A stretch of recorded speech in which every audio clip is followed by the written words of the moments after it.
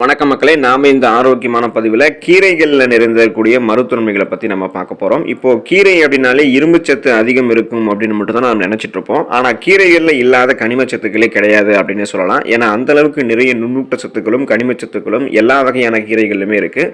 அதிலும் ஒவ்வொரு கீரைக்கும் ஒவ்வொரு தனித்தன்மையான ஸ்பெஷல் மருத்துவ நன்மைகளும் இருக்குது. ஸோ அதை பற்றி நம்ம தெரிஞ்சுக்க போகிறோம். ஒவ்வொரு கீரைக்கும் எந்தெந்த அளவுக்கு மருத்துவ நன்மைகள் இருக்குது, கீரைகளை நம்ம எந்த மாதிரி முறைகளை சமைத்து சாப்பிடுவது நமக்கு ஆரோக்கியம் அப்படின்றத பற்றி ஒவ்வொன்றா தெளிவாக விளக்கமாக பார்ப்போம். அதை பற்றி பார்க்கறதுக்கு முன்னாடி இந்த வீடியோக்கு மட்டும் ஒரு லைக் கொடுத்துட்டு இந்த தகவலை உங்களுக்கு தெரிஞ்சவங்களுக்கும் ஷேர் பண்ணிடுங்க. ஏன்னா இது அவங்களுக்கும் பயனுள்ளதாக இருக்கக்கூடிய ஒரு ஆரோக்கியமான பதிவு தான். இது போன்ற அப்டேட்ஸ்கள் நீங்கள் தொடர்ந்து பார்க்கறதுக்கு நம்மளுடைய ஹெல்த் நியூஸ் தமிழ் சேனலை மறக்காமல் சப்ஸ்கிரைப் பண்ணி வச்சுக்கோங்க. பக்கத்தில் இருக்கக்கூடிய பெல் பட்டனையும் கிளிக் பண்ணி ஆல் அப்படின்ற ஆப்ஷனையும் மறக்காமல் செட் பண்ணி வச்சுக்கிட்டீங்க அப்படின்னா நான் போடக்கூடிய எல்லா அப்டேட்ஸும் உங்களுக்கு நோட்டிஃபிகேஷன் அடிக்கடி வந்து சேரும். சரி வாங்க மக்களே, இப்போ வீடியோக்குள்ளே போயிடலாம். பசலை கீரை நீங்கள் சாப்பிட்டீங்க அப்படின்னா அதில் நிறைய மருத்துவ நன்மைகள் உங்களுக்கு கிடைக்கும். இப்போ பசலை கீரை மிக எளிதாக நமக்கு வந்து கிடைக்கக்கூடிய ஒரு கீரையாக இருக்குது. அதே சமயம் ஆரோக்கிய நன்மைகள் நிறைந்திருக்கக்கூடிய கீரையாகவும் இருக்குது. வீடுகளில் தொட்டியில் வைத்து கூட நம்ம பசலை கீரையை வந்து வளர்க்கலாம். பசலை கீரையில் நீர் சத்து, புரோட்டீன் என்று சொல்லக்கூடிய புரதச்சத்து, பொட்டாசியம், இரும்பு சத்து, மெக்னீசியம் மற்றும் பாஸ்பரஸ் எல்லாமே அதிக அளவில் இருக்குது. நீங்கள் பசலை கீரையை தொடர்ந்து உங்களுடைய உணவுகளில் சேர்த்துட்டு வரும்போது உங்களுடைய ரத்தத்தில் ஹீமோகுளோபினுடைய அளவு வந்து கரெக்டாக இருக்கும். குழந்தைகளுக்கெல்லாம் நரம்பு சம்பந்தப்பட்ட பிரச்சனைகள்லாம் வராமல் தடுக்கப்படும். பசலை கீரையில் இருக்கக்கூடிய மெக்னீசியம் பிபி என்று சொல்லக்கூடிய பிளட் பிரஷர், அந்த ரத்த அழுத்தத்தை கட்டுப்படுத்தி இதய ஆரோக்கியத்தையும் மேம்படுத்தும். மணத்தக்காளி கீரையிலும் நிறைய மருத்துவ நன்மைகள் இருக்கு. மணத்தக்காளி கீரை அப்படின்னாலே மருத்துவ குணங்கள் கொட்டி கிடக்கக்கூடிய கீரை அப்படின்றது உங்களுக்கு தெரியுமா? தெரிஞ்சுக்கோங்க. நீங்க மணத்தக்காளி கீரையில விட்டமின் சி எனும் உயிர் சத்து, இரும்பு சத்து, பாஸ்பரஸ், கால்சியம் ஆகிய விட்டமின்களும் மினரல்களும் அதிகமாக இருக்கு. இந்த மணத்தக்காளி கீரையை உங்களுடைய உணவுகளை நீங்க சேர்த்துக் கொள்ளும் போது தொண்டையில் ஏற்படக்கூடிய வலி மற்றும் தொண்டையில் ஏற்படக்கூடிய வீக்கம், வாய்ப்புண், குடலில் ஏற்படக்கூடிய புண்கள், இந்த அல்சர், இது எல்லாத்தையுமே வந்து சரி பண்ணிடும். சிறுநீரகங்கள்ல உப்பு படிந்து கற்களாக உருவாவதை நம்ம இந்த கீரை வந்து உங்களுக்கு தடுக்கும். கருத்தரிக்க விரும்பக்கூடிய பெண்கள்லாம் அடிக்கடி வந்து பார்த்தோம் அப்படின்னா தங்களுடைய உணவுகளில் மணத்தக்காளி கீரையை வந்து சேர்த்துக்கொள்ளலாம். புதினா கீரை சாப்பிட்டீங்க அப்படின்னா அதுலேயும் உங்களுக்கு மருத்துவ நன்மைகள் கிடைக்கும். புதினா அப்படின்னாலே அது வாசனைக்காக மட்டுமே பயன்படுத்தக்கூடிய கீரை அப்படின்னு நம்ம நினைச்சிட்டு அதை பயன்படுத்திட்டு இருக்கோம். ஆனால் புதினாவில் அதை தாண்டியும் நிறைய மருத்துவ நன்மைகள் இருக்கு. இந்த புதினாவில் மென்தால் பண்புகளும் விட்டமின் சி எனும் உயிர் சத்தும் அதிகமாக இருக்கு. இது நரம்பு செல்களை தூண்டி நமக்கு ஒரு ரெஃப்ரெஷ்மெண்ட், ஒரு புத்துணர்ச்சியை வந்து கொடுக்கும். இருமல், ஆஸ்துமா உள்ளிட்ட சுவாச கோளாறுகளுக்கு, அந்த சுவாச கோளாறுகள் தொடர்பான பிரச்சனைகளுக்கும், வயிற்று வலி, ஜீரண கோளாறு உள்ளிட்டவைகளுக்கும், குறிப்பாக மாதவிடாய் தொடர்பான வலியை குறைக்கக்கூடிய தன்மையும் கொழுப்புகளை எரிக்கக்கூடிய தன்மை எல்லாம் கூட புதினாவுக்கு வந்து இருக்கு. கருவேப்பிலை நீங்க எடுத்துக்கிட்டீங்கன்னா உங்களுக்கு நிறைய நன்மைகள் கிடைக்கும். கருவேப்பிலை தெரியாத ஆட்களே இருக்க முடியாது. ஆனால் அது ஒரு கீரை வகை அப்படின்றது பல பேருக்கும் வந்து தெரியாமல் இருக்கும். கருவேப்பிலையை வந்து வாசனைக்காக நம்மளுடைய உணவுகளை சேர்த்துட்டு நம்மளும் பல பேரும் அதை தூக்கி வீசிடுறோம், அதை சாப்பிட்றது கிடையாது. ஆனால் கருவேப்பிலையில் இரும்பு சத்து, விட்டமின் சி எனும் உயிர் சத்து, விட்டமின் ஏ, பாஸ்பரஸ் உள்ளிட்ட விட்டமின்களும் கனிமச்சத்துக்களும் நிறைந்திருக்கு. ஆனால் கருவேப்பிலையை பொடியாகவோ துவையலாகவோ செய்து நம்ம தொடர்ச்சியாக நம்மளுடைய உணவுகளை சேர்த்துட்டு வரோம் அப்படின்னா ரத்த சோகை, அந்த அனிமியா பிரச்சனை நமக்கு வந்து கியூர் ஆகும். ஏன் அப்படின்னா நம்ம ரத்தத்தில் ஹீமோகுளோபினுடைய கவுண்ட் எல்லாம் நமக்கு கரெக்டாக இருக்கும். கண் பார்வையை கருவேப்பிலை நமக்கு வந்து அதிகரிக்கும். கல்லீரலை ஆரோக்கியத்தை வந்து மேம்படுத்தும். குமட்டல் மற்றும் வயிறு சம்பந்தமான பிரச்சனைகளை கருவேப்பிலை நமக்கு நீக்கும். முருங்கைக்கீரையை நம்ம சாப்பிடும் போது நமக்கு நிறைய மருத்துவ நன்மைகள் கிடைக்கும். முருங்கைக்கீரையை கீரைகளின் ராணி அப்படின்னே சொல்லலாம். அந்த அளவுக்கு மருத்துவ குணங்கள் கொட்டிக்கி இருக்கக்கூடிய கீரை முருங்கைக்கீரை. எளிமையாக சொல்லணும் அப்படின்னா உச்சம் தலை முதல் உள்ளங்கால் வரை அத்தனை பிரச்சனைகளையுமே தீர்க்கக்கூடிய அற்புத கீரை தான் இந்த முருங்கைக்கீரை. முருங்கைக்கீரையில் இருக்கக்கூடிய விட்டமின் சி எனும் உயிர் சத்து உடலின் நோய் எதிர்ப்பு மண்டலத்தை பலப்படுத்தும். இரும்பு சத்து அனிமியாவை குறைச்சி ஹீமோகுளோபின் அளவு நமக்கு கரெக்டாக வைக்கும். ரத்த சர்க்கரையினுடைய அளவை முருங்கைக்கீரை கட்டுப்படுத்தும். ஸோ சுகர் பேஷண்ட்ஸ் எல்லாம் முருங்கைக்கீரை எடுத்துக்கொள்ளலாம். உடலில் இருக்கக்கூடிய கெட்ட கொழுப்புகளை முருங்கைக்கீரை கரைக்கும். ஆஸ்துமா உள்ளிட்ட பிரச்சனைகளையும் கல்லீரல் சார்ந்த பிரச்சனைகளையும் வராமல் முருங்கைக்கீரை தடுக்கும். பொன்னாங்கண்ணி கீரை நம்ம எடுத்துக்கிட்டோம் அப்படின்னா நமக்கு நன்மைகள் கிடைக்கும். பொன்னாங்கண்ணி கீரையில ஏராளமான சத்துக்கள் வந்து நிறைந்திருக்கு. இந்த பொன்னாங்கண்ணி கீரையில 3 வகைகள் இருக்கு. வெள்ளை பொன்னாங்கண்ணி, சிவப்பு பொன்னாங்கண்ணி, பச்சை பொன்னாங்கண்ணி என 3 வகைகள் இருக்கு. பொன்னாங்கண்ணி கீரையை உணவுகளை சேர்த்து கொண்டோம் அப்படின்னா பகலிலும் நட்சத்திரங்களை பார்க்கலாம் அப்படின்னு சொல்லுவாங்க. வாய்ப்புண், வாய் துர்நாற்றம் போன்றவற்றையெல்லாம் பொன்னாங்கண்ணி கீரை நமக்கு சரி பண்ணிடும். கண் பார்வை மங்குதல், கண் எரிச்சல் உள்ளிட்ட பிரச்சனைகளையுமே பொன்னாங்கண்ணி கீரை சரி பண்ணி கண் பார்வையை கூர்மையாக்கும். அதோடு உடல்ல இருக்கக்கூடிய கெட்ட கொலஸ்ட்ராலை நமக்கு பொன்னாங்கண்ணி கீரை குறைச்சி உடல் எடையும் கண்ட்ரோல்ல வைக்கும். பாலைக்கீரை நம்ம எடுத்துக்கிட்டோம் அப்படின்னா நிறைய மருத்துவன்மைகள் நமக்கு கிடைக்கும். பாலைக்கீரை நமக்கு மிக எளிமையாகவே பசலைக்கீரை போலவே கிடைக்கக்கூடிய ஒரு கீரை தான் பாலைக்கீரை. அதனாலேயே அதனுடைய மகத்துவம் குறித்து நமக்கு தெரியறது கிடையாது. பாலைக்கீரை ரத்த சர்க்கரையினுடைய அளவை கட்டுக்குள்ள வைக்கிறதுக்கும் கிளைசமிக் இண்டெக்ஸ் வந்து மிக மிக குறைவாக இருக்கக்கூடிய ஒரு கீரையாக இருக்கு. இதை வந்து நம்ம இந்த பாலைக்கீரையை மசியலாக கடையலாக மட்டும் கிடையாது, பாலைக்கீரையை ஸ்மூத்தியாக சேலட்டுகளில் சேர்க்கலாம், தயிர் பச்சடி உள்ளிட்டவைகளில் கூட நம்ம சேர்த்து சாப்பிடலாம். இந்த பாலைக்கீரை வந்து விட்டமின் கே, காப்பர், ஜிங்கு, பொட்டாசியம், மெக்னீசியம் உள்ளிட்டவைகள் இருந்து காணப்படுது.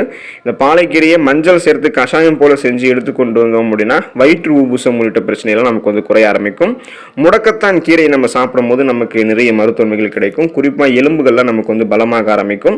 முடக்கத்தான் கீரை வந்து எலும்புகள் வலிமையாகவும் அதில் ஏற்படக்கூடிய பிரச்சனைகள் அந்த இன்ஃப்ளமேஷன்ஸ்களை குறைக்கக்கூடிய அற்புதங்களையும் செய்யும். இதன் பெயரே முடக்கு அறுத்தான் கீரை, அதாவது முடக்குவாதம் உள்ளிட்ட பிரச்சனைகளை வராமல் தடுக்க உதவுவதால் தான் இதுக்கு இந்த பேர் வந்துச்சு அப்படின்னு சொல்லுவாங்க. பெண்களுக்கு அதிகமாக ஏற்படக்கூடிய எலும்பு தேய்மானத்தை தவிர்க்கிறதுக்கு இந்த கீரையால முடியும். நெய்யில வதக்கியோ அல்லது அரைத்து தோசை மாவுல கூட கலந்து நம்ம எடுத்துக்கொண்டு வரும்போது மூட்டு வலி உள்ளிட்ட பிரச்சனைகள்லாம் நம்ம குறைக்கலாம். முடக்கத்தான் தோசையெல்லாம் நீங்க சாப்பிட்டீங்கன்னா அது டேஸ்டாகவும் இருக்கும். அந்த கீரை உங்களுக்கு மூட்டு வலியையும் சரி பண்ணும், எலும்பை பலப்படுத்தும். வெந்தய கீரை நீங்க எடுத்துக்கொள்ளலாம். வெந்தய விதைகளை எடுக்கும்போது நம்முடைய உடல்ல என்னென்ன மாற்றங்கள் என்னென்ன நன்மைகள் நடக்குதோ அந்த நன்மைகள் எல்லாமே வெந்தய கீரையை நம்ம சாப்பிட்டாலும் நமக்கு நடக்கும். வெந்தய கீரை ரத்த சர்க்கரையினுடைய அளவை கட்டுக்குள்ள வைக்கிறதுக்கு உதவி செய்யும். அதோடு உடல்ல இருக்கக்கூடிய கெட்ட கொலஸ்ட்ராலை குறைக்கும், இன்சுலின் சென்சிட்டிவிட்டியை தூண்டும், கண் சம்பந்தமான பிரச்சனைகளை தீர்ப்பதோடு இந்த கீரைகள் இருக்குங்க இல்லையா, அதாவது இந்த வெந்தய கீரையில் ஃபைபர் என்று சொல்லக்கூடிய நார் சத்து இருக்கு. இதனால மலச்சிக்கல் ஏற்படாமல் இந்த கீரை நமக்கு தவிர்க்கும். சிறு கீரை நம்ம எடுத்துக்கிட்டோம்னா நிறைய நன்மைகள் கிடைக்கும். சிறு கீரை வந்து அற்புதங்கள் கொட்டி கிடக்கக்கூடிய ஒரு கீரை அப்படின்னு சொல்லலாம். சிறு கீரையில் vitamin A, vitamin B, vitamin C எனும் உயிர் சத்து, இந்த மாதிரி விட்டமின்ஸ்கள், அப்புறம் இரும்பு சத்து, பொட்டாசியம், மெக்னீசியம், மேங்கனீஸ் உள்ளிட்ட கனிம சத்துக்களும் அதிகமாக காணப்படுது. கண் சம்பந்தமான பிரச்சனைகளே சிறுகீரை நமக்கு தீர்க்கும். தொடர்ந்து சிறுகீரை நம்மளுடைய உணவுகளை சேர்க்கும்போது கண்புரை உள்ளிட்ட கண்கள் சார்ந்த பலவிதமான நோய்கள் ஏற்படுவதை தடுத்துக் கொள்ளலாம். எலும்பு மற்றும் நரம்புகள், ஸோ போன்ஸ் அப்புறம் நர்வ்ஸ், இது ரெண்டுத்துமே வந்து வலிமையாக்குவதோடு இதய ஆரோக்கியத்தையுமே நமக்கு சிறுகீரை வந்து மேம்படுத்தும். இப்போ தினமும் நம்ம கீரையை நம்மளுடைய உணவுகளை சேர்க்கும் போது பொதுவான நன்மைகள்லாம் நமக்கு என்னென்ன ஏற்படுது அப்படின்றத பார்ப்போம். தொடர்ந்து சுழற்சி அடிப்படையில் வாரத்தில் ஒரு தடவையாவது நம்ம வந்து கீரைகளை சாப்பிட்டுட்டே இருக்கணும். அந்த மாதிரி சேர்த்துக்கொள்ளும் போது கீரைகள் இருக்கக்கூடிய அதிகப்படியான நார் சத்துக்கள் ஜீரண ஆற்றலை நமக்கு மேம்படுத்தும். அதோடு மலச்சிக்கல் உள்ளிட்ட பிரச்சனைகளையுமே தீர்க்கும். கீரைகள் நம்மளுடைய உடல்ல நோய் எதிர்ப்பு மண்டலத்தை, இம்யூன் சிஸ்டத்தை வந்து பலப்படுத்துறதாக நமக்கு இருக்கக்கூடிய நோய்களையுமே கீரைகள் வந்து குணப்படுத்தும். சீசனா அட்டாக் ஆகக்கூடிய புதுவிதமான தொற்று நோய்கள், பாக்டீரியா, வைரஸ் போன்ற தொற்று நோய்களையும் எதிர்த்து போராடக்கூடிய தன்மையை நமக்கு கீரைகள் கொடுக்கும். எலும்புகளை கீரை நமக்கு வலுப்படுத்துறதால ஆஸ்டியோபோரோசிஸ், எலும்பு மெலிவு நோய், மூட்டு வலி, எலும்புருக்கி போன்ற எந்த விதமான எலும்பு சார்ந்த பிரச்சனையும் இல்லாமல் நம்ம நலமோடு வாழலாம். தொடர்ந்து கீரைகளை நம்மளுடைய உணவுகளை சேர்க்கும் போது அனீமியா என்று சொல்லக்கூடிய ரத்த சோகை அந்த பிரச்சனையை வருவது தடுக்கப்படும். ஹீமோகுளோபினுடைய கவுண்ட் எல்லாம் நம்மளுடைய ரத்தத்தில் கரெக்டா இருக்கும். உடல் இருக்கக்கூடிய கழிவுகளை வெளியேற்றி டீடாக்ஸ் செய்யறதோடு கண் ஆரோக்கியத்தையும் கீரைகள் நமக்கு அதிகரிக்கும். அதோடு ரத்தத்தில் சர்க்கரையினுடைய அளவை கண்ட்ரோலாக வைத்து நாளடைவில் அந்த சுகர் ப்ராப்ளத்திலிருந்து விடுபடுவதற்கெல்லாம் கீரைகள் நமக்கு உதவிகரமாக இருக்கும். பிபி என்று சொல்லக்கூடிய பிளட் பிரஷர், ரத்த அழுத்தத்தை எல்லாம் நமக்கு வந்து கீரைகள் கண்ட்ரோல்ல வைக்கும். இப்போ நம்ம தொடர்ந்து கீரைகளை நம்மளுடைய உணவுகளை எப்படியெல்லாம் சேர்க்கலாம்னு பார்த்தீங்கன்னா, கீரையை தொடர்ந்து நம்மளுடைய உணவுகளில் பல விதங்களை சேர்த்துக்கொள்ள முடியும். எல்லா விதமான கீரைகளையுமே கடையலாக யூஸ் பண்ணலாம், பருப்பு சேர்த்து கடையலாகவும் யூஸ் பண்ணலாம். கீரைகளை நம்ம எப்போதுமே நிறைய சின்ன வெங்காயம் சேர்த்து பொரியலாக எடுத்துக்கொள்ளலாம். பாலைக்கீரை உள்ளிட்ட சில கீரை வகைகளை சேலட் மாதிரி அப்பப்போ நம்மளுடைய உணவுகளை சேர்த்துக்கலாம். இப்போ நீங்கள் கீரைகளை எடுத்துக்கொள்வதற்கு முன்னாடி ஒரு சில விஷயங்களை நீங்கள் தெரிஞ்சுக்கணும். அதாவது அதை சாப்பிட்றதுக்கு முன்னாடி இந்த விஷயங்கள்லாம் நீங்கள் பண்ணணும். இப்போ முருங்கைக்கீரை, கரிசலாங்கண்ணி கீரை உள்ளிட்ட கீரைகளை எல்லாம் நீங்கள் உலர்த்தி பொடி செஞ்சு கூட அதை எடுத்துக்கலாம். ஆனால் நீங்கள் சமைத்து உண்ணக்கூடிய கீரைகள் எப்போதுமே ஃப்ரெஷ்ஷாக இருக்கக்கூடியதாக நீங்கள் பார்த்துக்கணும். ஃப்ரெஷ்ஷாக இருக்கக்கூடிய அந்த கீரைகளை மட்டும்தான் நீங்கள் தேர்வு பண்ணி அதை எடுத்துக்கணும். கீரைகளை சமைக்கிறதுக்கு முன்னாடி நல்லா சுத்தமாக நீங்கள் கழுவணும். ஏன்னா அதில் நிறைய மண் இருக்கும், அதே போல் நிறைய பூச்சிக்கொல்லி மருந்துகளை கூட அதில் அடிப்பாங்க. அதனால கல் உப்பு கலந்த நீரில் கொஞ்ச நேரம் நீங்கள் கீரைகளை வைத்து அலசுவது நல்லது. அப்படி அலசிட்டிங்கன்னா அந்த அதில் எந்த விதமான கிருமிகளும் இருக்காது. அதே போல் கீரைகளை நீங்கள் சமைக்கிறீங்க அப்படின்னா அதில் அதிக எண்ணெய் சேர்த்து சமைக்கக்கூடாது. அளவோடு தான் நீங்கள் எண்ணெய் சேர்க்கணும். அதே போல் நீங்கள் நீண்ட நேரம் கீரைகளை வந்து வணக்கிறதோ சமைக்கிறதோ கூடாது. அளவோடு தான் அதை நீங்கள் வந்து சமைக்கணும். அப்போது அளவான ஒரு நேரத்தில் தான் சமைக்கணும். நீண்ட நேரம் அதை வந்து சூடுபடுத்துறதோ சமைக்கிறதோ கூடாது. அப்படி நீங்கள் சமைச்சிங்கன்னா அப்போது அதில் இருக்கக்கூடிய அந்த ஊட்டச்சத்துக்கள் அது எல்லாமே வீணாகிடும். கீரையை வந்து பெரும்பாலும் குக்கரில் நிறைய பேர் வைப்பாங்க. கீரையை வந்து குக்கரில் வைத்து சமைக்கிறத தவிர்த்துருங்க. கீரையை லேசாக வதக்கி சாப்பிட்டாலே அதில் இருக்கக்கூடிய முழுமையான ஊட்டச்சத்துக்கள்லாம் உங்களுக்கு வந்து கிடைக்க ஆரம்பிக்கும் அப்படின்றத நீங்கள் ஞாபகம் வச்சுக்கோங்க. எனவே சுழற்சி அடிப்படையில் வாரத்தில் ஏதாவது ஒரு கீரைகளை சாப்பிட்டு அதில் இருக்கக்கூடிய நன்மைகளை பெற்று நீங்கள் நலமோடு வாழலாம். யாரெல்லாம் கீரையை அதிகமாக எடுத்துக்கொள்ளக்கூடாது அப்படின்றத பற்றி தெரிஞ்சுக்கோங்க. இந்த கேள்வியும் உங்களை வந்து ஆச்சரியத்தை வந்து ஏற்படுத்தலாம். கீரையை தவிர்க்க வேண்டிய ஆட்கள் கூட இருக்கிறாங்களா அப்படின்னு நீங்கள் யோசிக்கலாம். நிறைய கீரை வகைகளில் சோடியம் அதிகமாக இருக்கும். அதனால் சிறுநீரக கற்கள் மற்றும் சிறுநீரகம் சார்ந்த பிரச்சனை இருக்கிறவங்களாம் கீரைகளை அதிகமாக சேர்த்துக்கொள்ளக்கூடாது. அதே சமயம் எண்ணெய் கீரைகளை எந்த அளவுக்கு நம்ம சேர்த்துக்கிறோம் அப்படின்றத நம்ம அளவோடு தெரிஞ்சு சாப்பிடணும். தைராய்டு பிரச்சனை இருக்கிறவங்கலாம் எந்த வகை கீரைகளை எந்த அளவுக்கு எடுத்துக்கொள்ள வேண்டும் அப்படின்றத பற்றி மருத்துவ ஆலோசனை பெறுவது நல்லது. இல்லைன்னா நீங்கள் அந்த கீரைகளை சாப்பிடாமல் தவிர்ப்பதே உங்களுக்கு நல்லது தான். நீங்களாக ஒரு அஸ்யூம்ஷனில் கீரைகளை நீங்கள் எடுத்துக்கொள்ளக்கூடாது. நன்றி மக்களே.